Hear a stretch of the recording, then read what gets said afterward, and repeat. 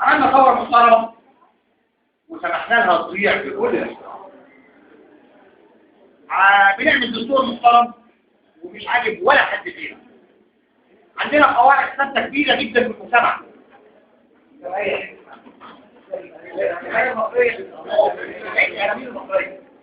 اول ما كنت في المجلس القومي الاول الناس اول كنت في كل مكان بروحه الاقي احنا عملنا جميله عبقريه.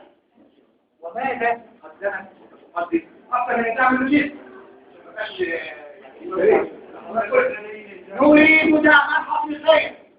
لماذا؟ لفكره الاسره، فكره المجتمع.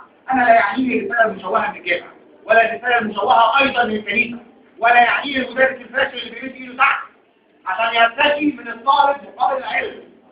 وبقولها يرتشي مش دروس كورسات خصوصي ولا صحابي. لا يعنيني كل هذه الفئات الضاله في المجتمع. وقلتها وبعيدها فئات ضاله.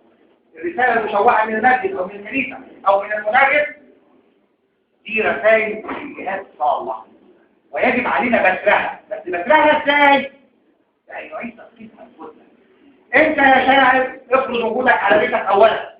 خلي بيتك تنجح فيه. لو نجحت في وسط اهلك هتنجح قدامي وهتفرض نفسك عليا وعلى غيري وعلى غيري وعلى المجتمع كله. انجح في قلب بيتك، انجح في شارعك، انجح في مكانك الضيق المحدود وهتفرض نجاحك بالتدريج.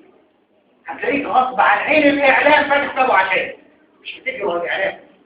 امتى تجري ورا الاعلام؟ طول ما انت اللي حواليك مش واثقين فيه وبناء عليه بتدور على غيره بتستكبر. لا افرض عليهم وجودك، افرض عليهم نجاح. مش بالثوره والتاريخ ولا مواقف ولا الفلاح الاخلاقي اللي احنا عايشينه. احنا عايشين اسوء مراحل تعيش منذ بدايه التاريخ.